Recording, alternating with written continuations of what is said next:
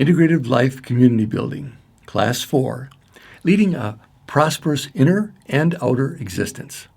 Hello, I'm Jim Morningstar, Director of the School of Integrative Psychology and facilitator of the Integrative Life Community Building course.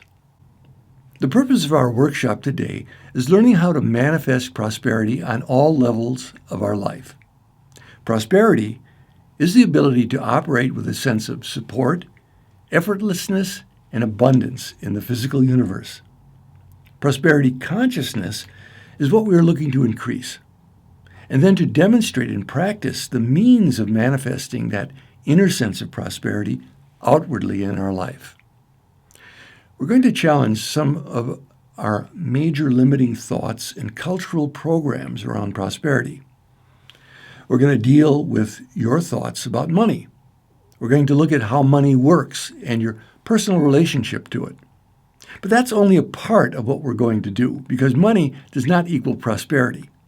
Money is one of the manifestations of prosperity, but there are so many others. However, money tends to get in the way at times if we don't know what it is, how it works, and use it properly in our lives. There's a warning on the package here, which is that this might be, the most highly charged topic for you in the entire series. When we're dealing with prosperity, we're dealing with the basic security issues in our life. People are often willing to tell the intimacies of their sexual life rather than to bear the secrets of their checking account. So do not be surprised if you experience emotional energy as we go through the topics. Simply remind yourself this is part and parcel of what we've come together for. In fact, it's a sign that we're getting down to brass tacks, that we're starting to get to where we live in our root chakra.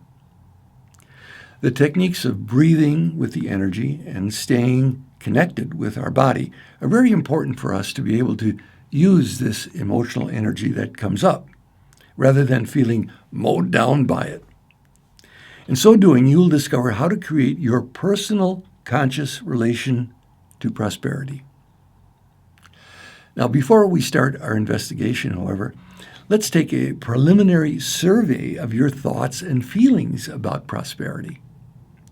Take Handout 1, Personal Prosperity Surveys, Section 1, I feel prosperous when, and write at least 10 responses, whatever comes up to you or when you feel prosperous.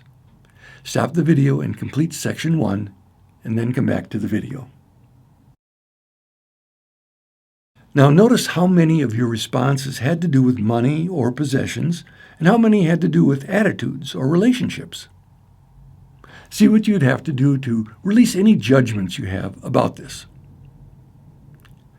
Creative thought and prosperity. The topic of prosperity directly reflects the principles of creative thought.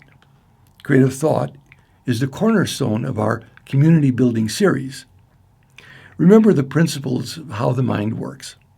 What we focus on is what increases. If we're focusing on prosperity and gratitude, that's what we'll tend to increase in our life.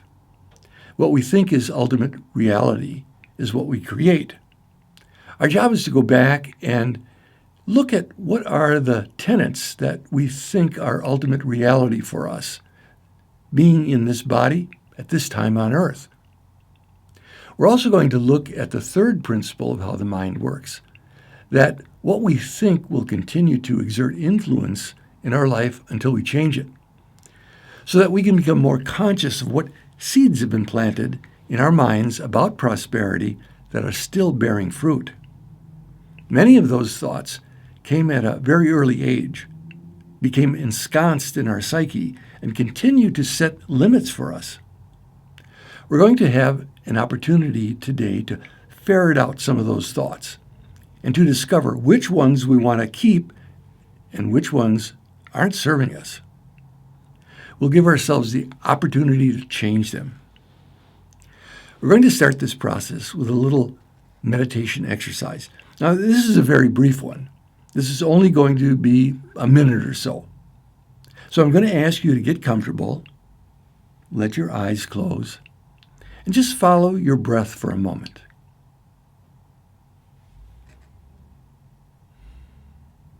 As you inhale and exhale and relax into your body, I want you to go back to a very early age. Suggest that you're safe and comfortable here.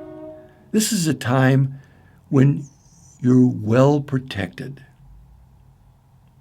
You're going to go back to a time before you had any negative or limiting thoughts about money put into your mind. A time when you were hungry, you just naturally thought you deserved to be fed, or played with, or attended to, or held. Now, some of us may not be able to literally remember that sort of time, so you might have to imagine it. We all do have that capacity to recognize the birthright of the divine child within us. Now ask that divine child to show you, tell you, in some way communicate to you what your early thoughts and attitudes towards money were and how they came to you. Some of it might have been through direct communication. Some of it might have been more through example, body posture, and what people did in your family, in your neighborhood, around money.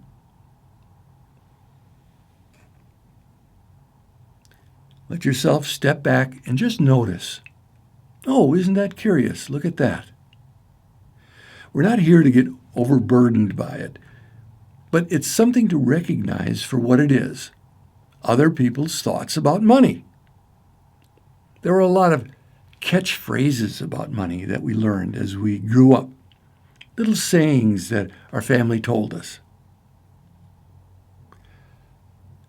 Now suggest to yourself again that you're safe around this and that your only reason for reviewing this or going back to look at it is to have some freedom over it. To use what's useful, to let go of what isn't. This is not about feeling the victim of others' thoughts or blaming others for them or anything of that nature.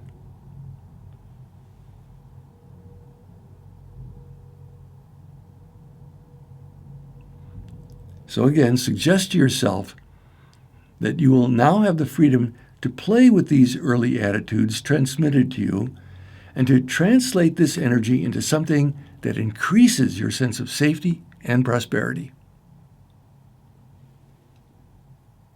Ask for the support of your little girl or little boy in this process today.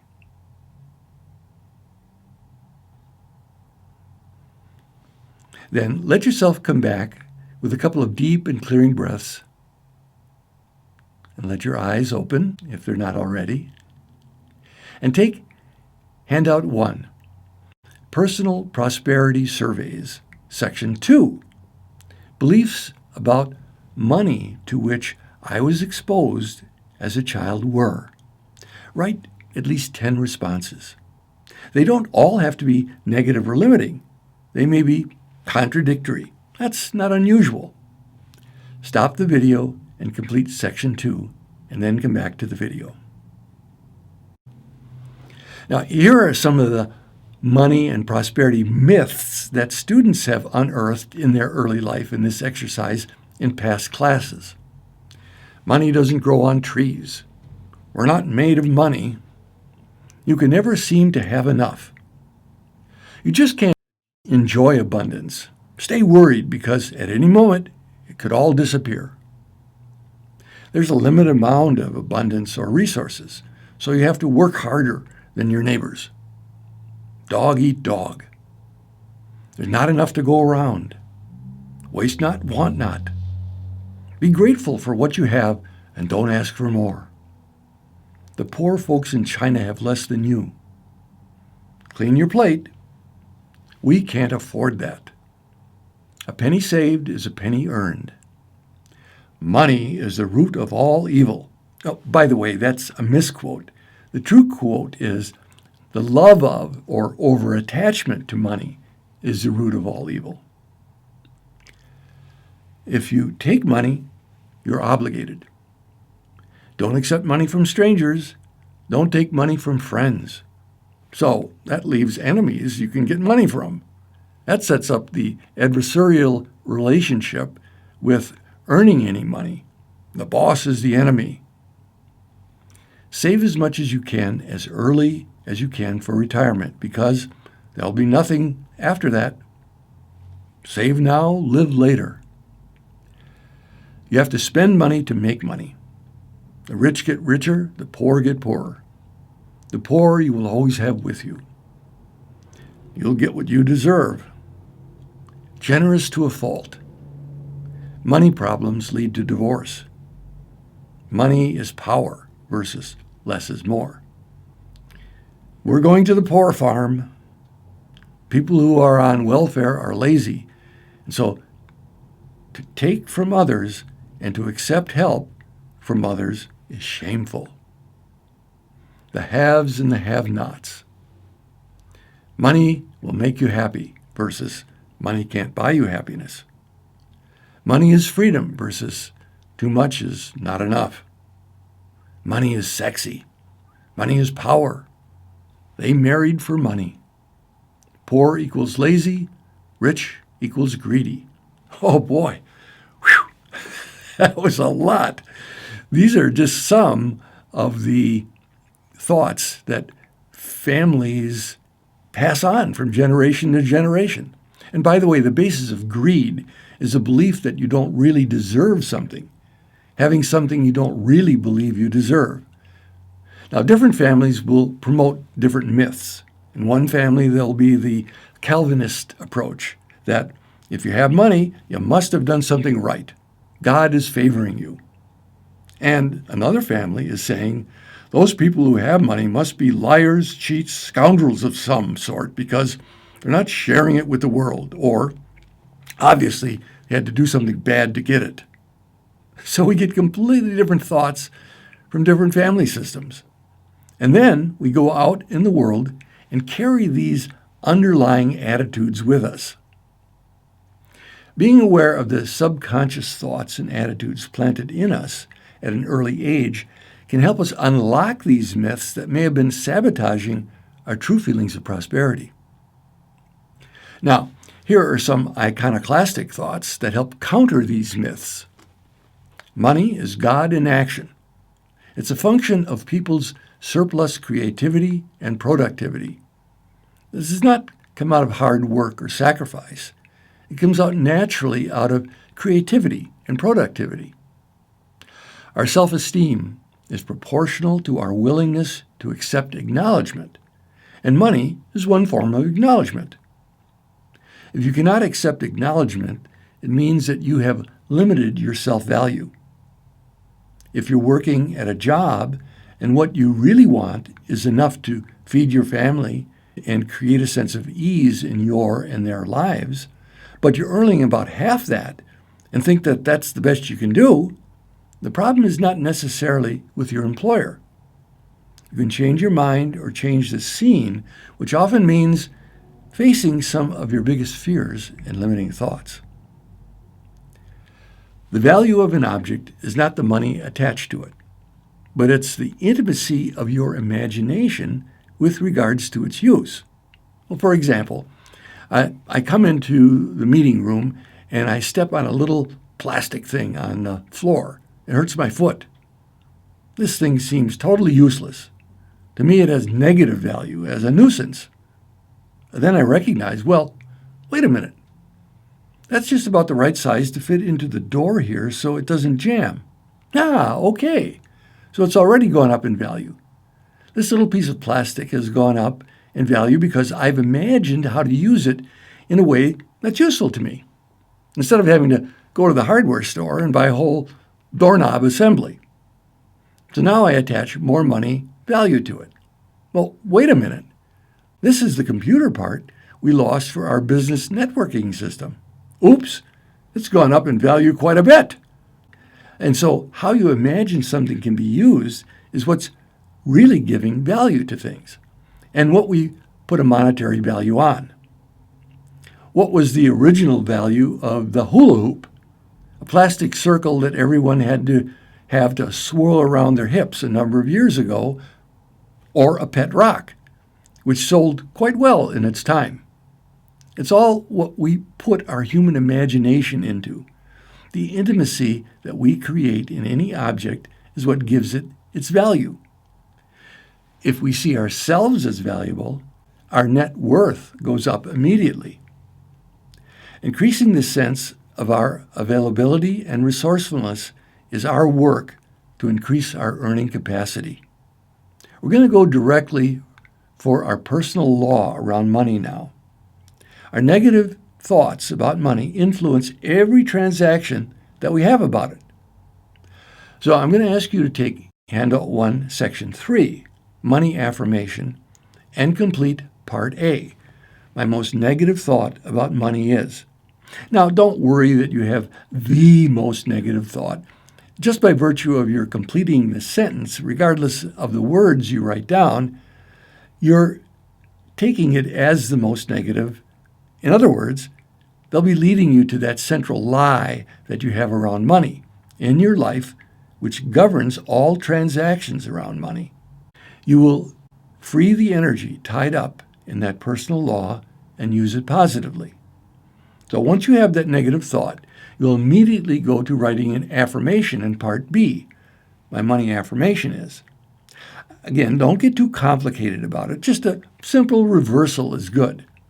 Take the negative thought, reverse it into a positive one. Watch your energy. Remember, it's what works for you that counts. It's what helps shift that stuck energy in you. You don't have to believe it 100%.